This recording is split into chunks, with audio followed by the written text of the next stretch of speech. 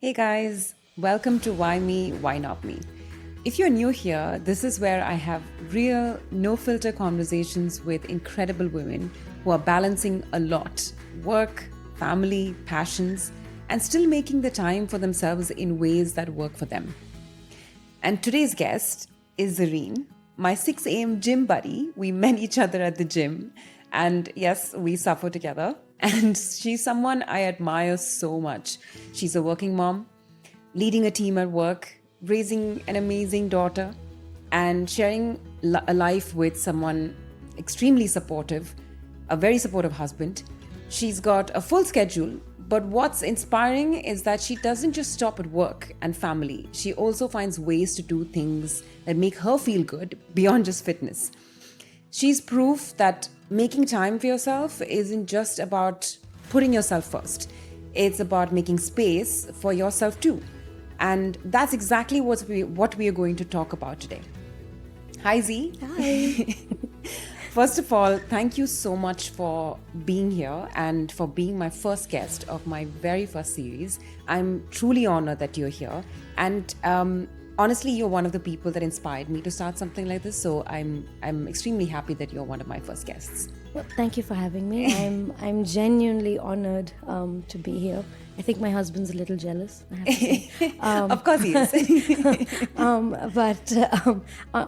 truly honored and humbled, honestly, I know, to be a part of this and, well, be your first guest. Yeah. So thank you again. Oh, of course. I mean, I wouldn't have it any other way because I know a little about your story and I wanted to hear more and I wanted to share with whoever would listen to as well. So let's get started. Sure. Before you became a mom, before Mia arrived into your life, what was your schedule like? What did your life look like? You know, when we talked about this the other day, when you brought this up, I honestly had to go back to my Instagram account and like scroll all the way down to have an understanding of What your life was was it. I can barely remember it. I mean, it's been it's going to be 7 years since I've had Mia. So honestly, I did have to go back a bit in time. And one of the things that I realized that I actually haven't done in such a long time is, Vince and I used to spend a lot of time doing puzzles. I mean, Oh, nice. he probably didn't like it as much, but that was the thing we did as a couple. Okay. We had the dogs, Max and Biggie. Oh, yeah. Sorry, we still have the dogs, but they came before Mia. We used to go for long walks with them. I used to cook dinner every single night because wow. we were a lot younger as well, and I had a lot more time on my hands at the time. I used to prep meals. And I genuinely enjoyed that time. To do those. Yeah. So I mean, yes, I used to. I mean, on the fitness side, if we go, because we know how we love fitness. I used to run at least about 3 kilometers every single day. Oh, wow. Okay. Every single day without fail. And then I used to do circuit training a couple of times a week along with the running. So there was a lot of movement. There was a lot of activity those days because yes, I did have a lot of time. Yeah. So. Wow. I remember you telling me as well that you trained throughout your pregnancy as well. Yes, I did. Yeah. I did. I trained about till 7 months of being pregnant. Wow. Until which the old school Indian mom bit came in. My mom came in and said, "You're not training anymore. It's not happening. You're 7 months. You're done." And then I had to obviously take a little bit of a break. And then obviously I delivered Mia. Yeah. Right after that. Wow. Okay. So Mia arrives into your life, and how did that change for you? I mean, what was things that you didn't expect? I mean, you prepare for yourself, you prepare for the baby to arrive, but what is the one thing that about motherhood that surprised you just as Maria arrived into your life? There's a lot. I don't actually know where to start. But in all honesty, like when it's your first baby, you're a working mom, you prep for all of the niceties that you can have for the baby. So I was prepped in all circumstances for that. I knew I was having a C-section. So it was honestly the most scheduled delivery that one can ever have. I checked into the hospital. I put on my gown. I did everything it was timed my delivery was timed at a certain, so everything was planned. I don't think I was prepared for the actual having the baby in the sense of post delivery. I'm petrified of needles, so the fixation was on the actual delivery Yes. versus What having happens? what happens after that. Yeah. So I think for me that was like the biggest shocker, because I wasn't mentally prepared. It didn't help that Mia obviously had some breathing issues when she was born, so that took a bit of time. But I think like that for me was the biggest shocker. The tiny human in front of you. Having that, yeah, exactly, being responsible for a life. You don't necessarily think of that, right? Like I didn't necessarily think of that. Sorry, most mums probably would, but because I was so fixated on the actual delivery, I wasn't mentally prepared For what comes after. for what comes after having a child. Ooh, okay. Wow. Okay. And let's talk about, I mean, we train together. At 6 a.m., we see each other's faces before we start our day. But apart from fitness, what else do you do for yourself? I think, I mean, it's very hard to carve out time. I mean, I find it very hard to carve out time, in all honesty, with balancing work and balancing my, time with Mia. So the little joys that I do find in getting my hair done, getting my nails done every month, and I mean, the last time I went to the nail salon, the ladies, I've been going to the same nail salon for before I was pregnant, and they've seen me throughout the pregnancy. Yeah. They keep asking me, why don't you bring your child? Yeah. And I look at them and say, hang on, this is the one time that's for me. That's for you. Ladies, please. I don't want to have to mother while I'm getting my nails done. Yeah. So that's the little perk that I get for myself outside. I mean, outside of that, with Vince, I do, we go for, simple dinners, post Mia's bedtime, or the random barbecues that we have in the gardens. Just the two of us. We do sometimes randomly. And that can be counted as me time as well. Yes, Connecting with your partner. Yes, that's where I find that solace, I would say. Honestly, most women think self-care is to do with spas or like long vacations, which is, yes, it is, that time for yourself is important too. But it's also in the small things, right, that make you feel like yourself. So on the days that you're not fully feeling like yourself, right, and you need to train, what motivates you to show up? I mean, we talk about women empowerment. No, I'm kidding. We talk about we talk about how we see each other at the gym every day. I think a biggest part of me coming to the gym every day is having you ladies there in the gym. You could also look at it as FOMO, on missing out on the latest gossip or the latest news. But I think, I mean, that's one part of it. But the second part is also, yes, my husband drags me out of bed every day. And then once you're out, you see us and you're okay. Correct, exactly.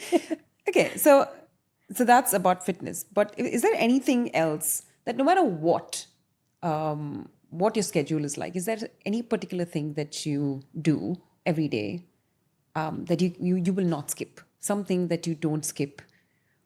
The one thing, anything that you do, I mean, I don't know, it may be cooking, it might be reading something, or I don't know, having a chat with Vince. What is it, that one thing that you do that no matter what, you will not skip? I think, again, for me, it's like I said, it's very difficult to carve time out, right? But when I do, it's for the things that I are important to me in that sense. So yes, one is work. You have no choice in that. Number two priority is my daughter. I need to be there for her. I need her to see my face visibly every single day. But aside from that, I also I can't forget Vince, my husband. And one of the key things that we make sure to do is ensure that we spend time together, even if it's for 5 minutes, catching up. Before we go to bed, switch off the TV. I mean, there are so many things that draw your attention, in today's day and age. Your phone's there, there's Instagram, someone's WhatsApping, work goes on. Just get stuck into that hole. Yeah. It doesn't stop at like 5 p.m., right? I mean, you know that as well. So it's very hard to find that time to just, cut it out and let's catch up. And though that's that time that we actually do carve out to be like, okay, we need to catch up and we need to spend time together. Okay. I mean, obviously, we both come to the gym in the morning. Yeah. So that for me is like that's our one thing to do together as well. But aside from that, I mean, that's that time to catch up in the evening on our full day, on work, on what's happened, on how annoying our boss has been, or how great our boss has been, or what gossip there is in the office. Yes, of course. That's that time for that. That's nice. That's really nice. I think you also mentioned that of recently you've been. Yes, I let you say you've been playing games. Please tell me about this. So we both decided to, I mean, like I said, when we catch up, it's either, for 5 minutes or we have, we like to unwind with a glass of wine. Yeah. Just to relax, talk about the day.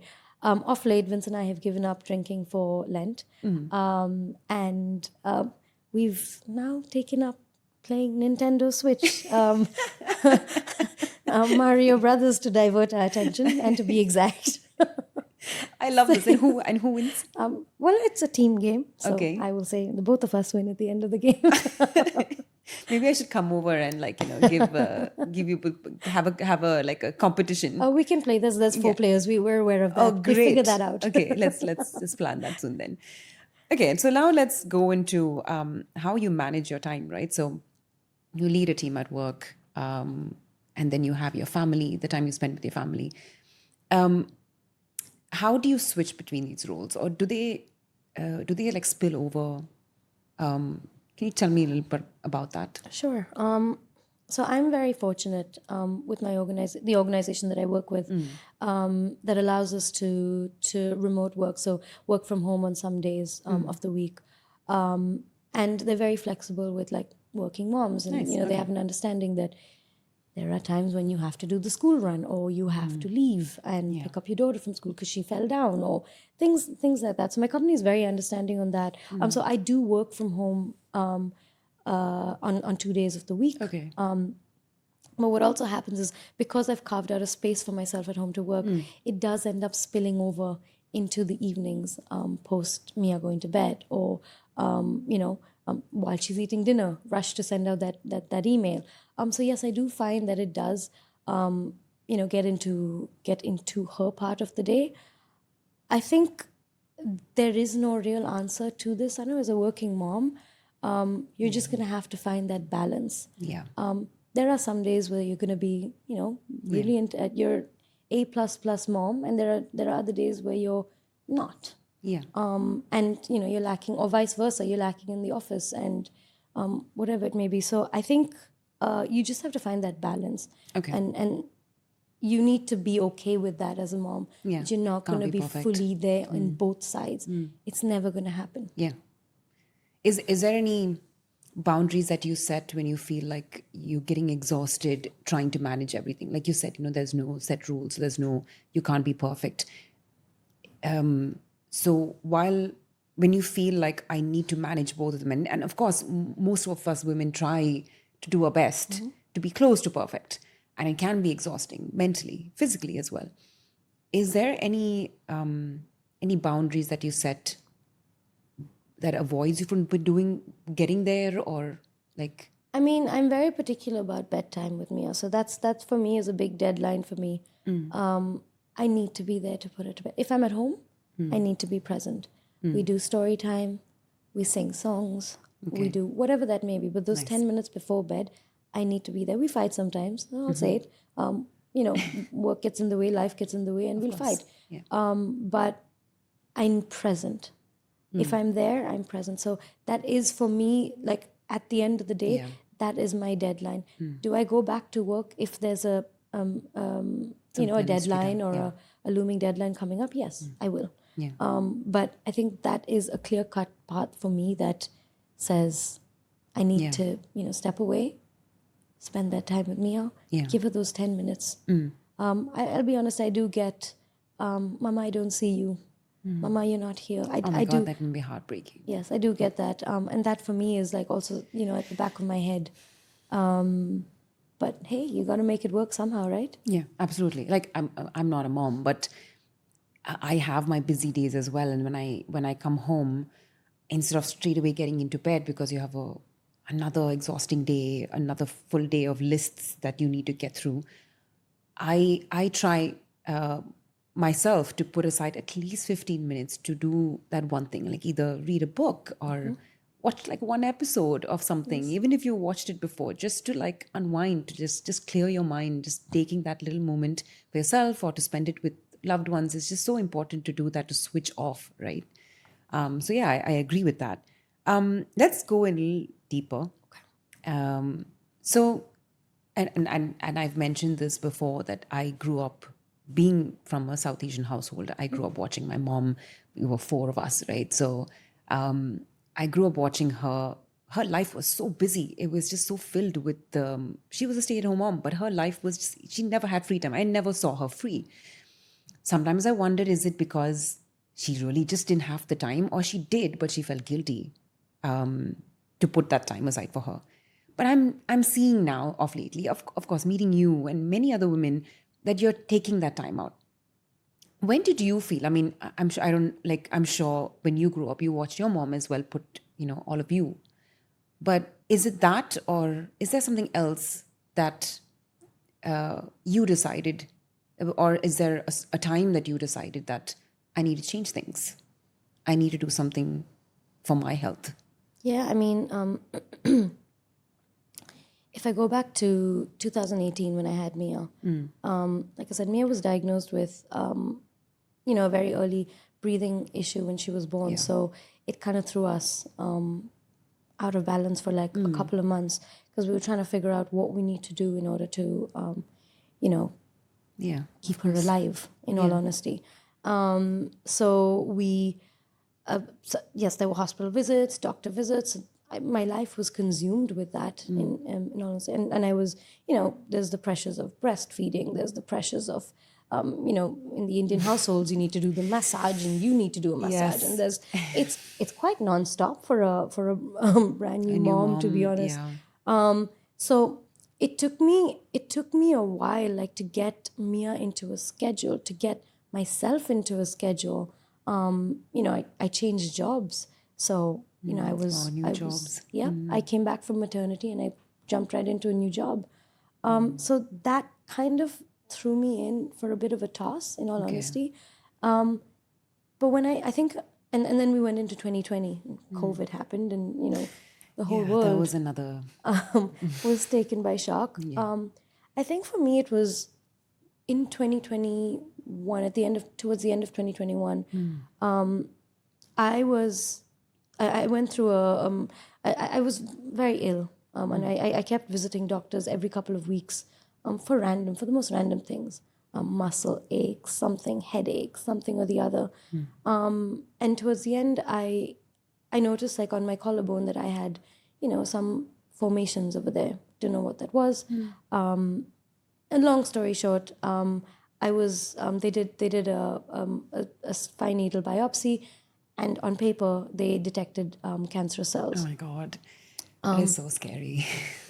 So I mean, again, thankfully we had a surgery, removed everything. They did a full biopsy, and it was incorrect information, which was great. But I think for me it was that moment of time that I said, enough of putting everything else ahead of yourself.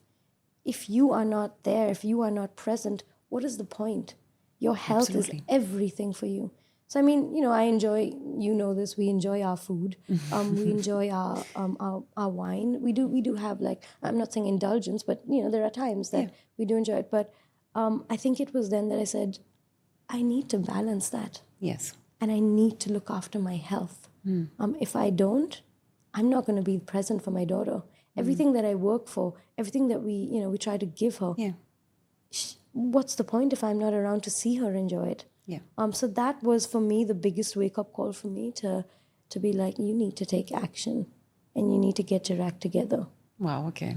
Oh, that would have been a difficult wake up call as well. I mean, Yeah. I personally haven't gone through it, but when I hear it itself, especially when I know you, the person you are right now, is just It was a scary time. Yeah. Of course, I mean, anyone that's been through any sort of instance of that, will be able to relate to. I mean, the first thing when someone says cancer, unfortunately, Oh my God, yes. your mind diverts straight to the inevitable. Yes. Well, you know what I mean? So, Yes, of course. I mean, in today's day and age with the medicines and all, yes, we know that there's this with the medical attention. There's so much that you can that's possible. Yeah. It doesn't necessarily mean death, so to speak, but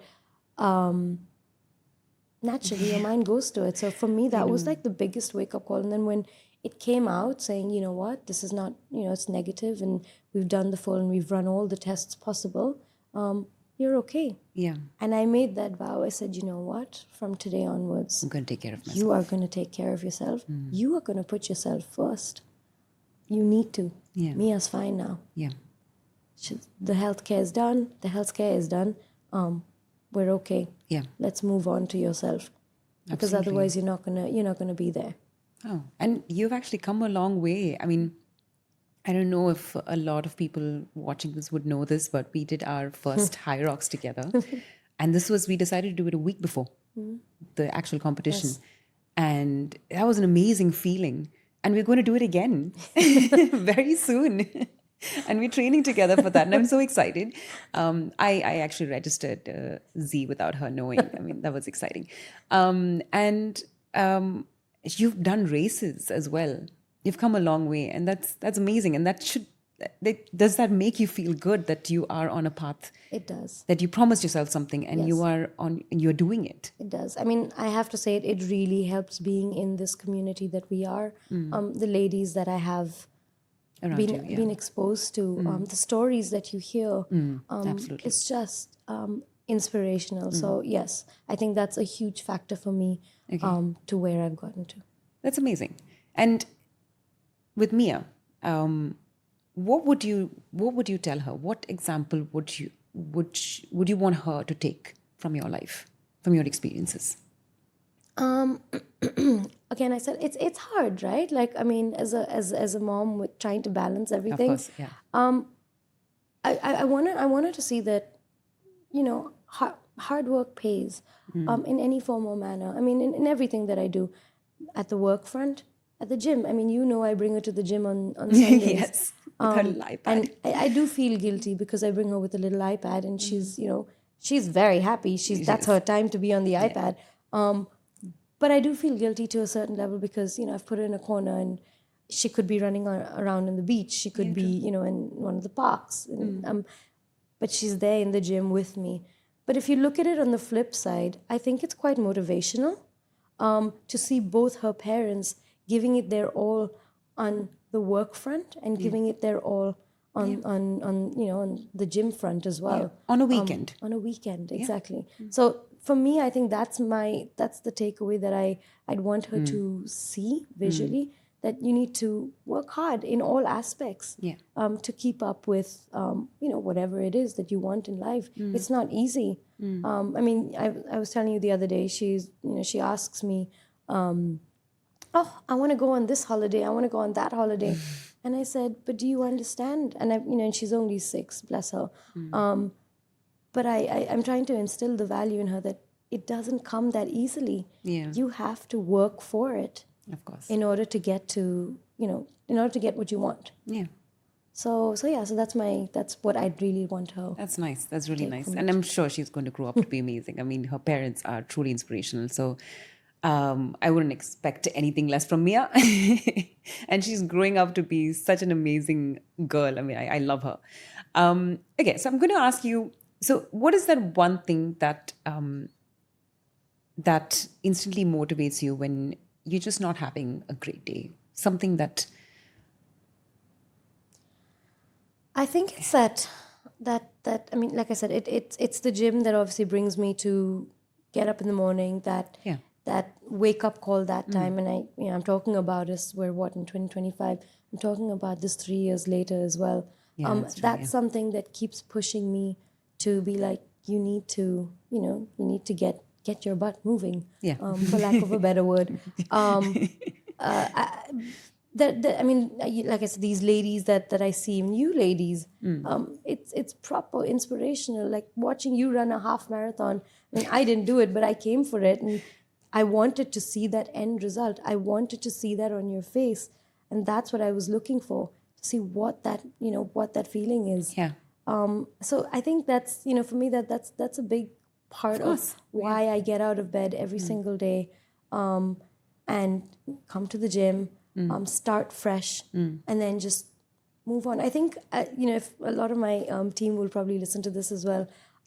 I do get messages from some of the team members saying, "You're my inspiration when it comes to fitness."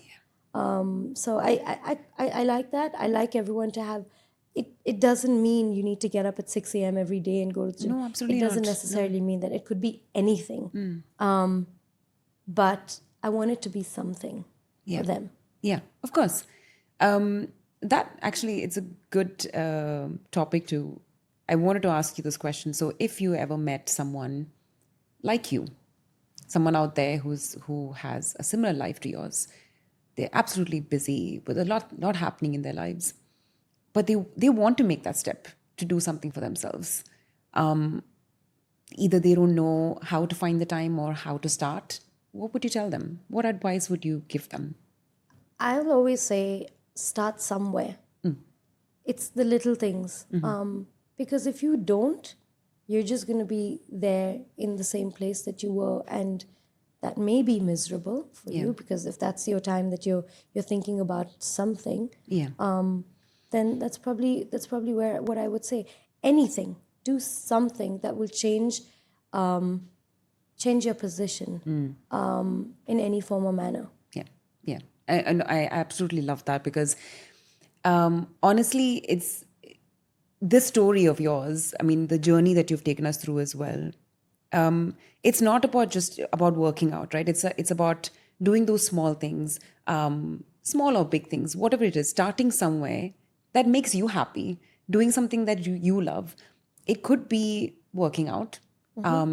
It could be reading a book or listening to a podcast, but it does not have to be, I have to read a book, like the complete book, one chapter, one paragraph. It's just making that start, right? So that's what I love about what you just said.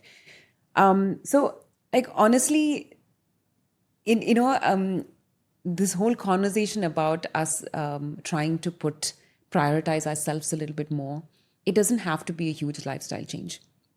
And honestly, which is why I wanted to have this conversation with you, because you are one of the people that I spoke to, and understand that women out there need to listen to how relatable you can be. And when they listen to this, they would be like, I mean, this is literally my life, and how you manage it is so important for them to listen to. So they feel like they're being heard, and they feel like there's somebody out there that's going through it. And you may sort of inspire them to make that change. Thank you. But as I said, it's very hard when you, particularly with social media today. The perfect. It's so easy to see the perfect mom out there, and that's what you're seeing. That's what you're visualizing. That's what you think it needs to be. But it doesn't. No. And it's okay. Yeah. It's how you want it to be. Yes, it's exactly. how you chart it out to be. And in whatever form or manner that is. Yeah, absolutely. I absolutely agree. This is why I wanted to have this conversation as well, because there's no right thing, there's no right path or rule or step. It's how you make things work the way you want to make it work, right? So if you're watching this thinking, I wish I could do that, but I just don't know how, start small. Pick one thing that makes you feel good. Just make a little time for it, right? So, and Z is doing it. You've heard her. So why not you? Thank you, Z, for this. And thank you for sharing your journey with me. There are things that I actually didn't know, that the stuff that you were talking to me about. I mean, that's amazing. And thank you for sharing your story with people, whoever's listening to this. It's inspired me, and I'm sure there are women out there that be inspired by it and would actually start doing something today because of what you shared. Thank you. So thank you for being here, and thank you everyone for actually listening to both of us. And I hope I get to see you in my next episode of Why Me, Why Not Me?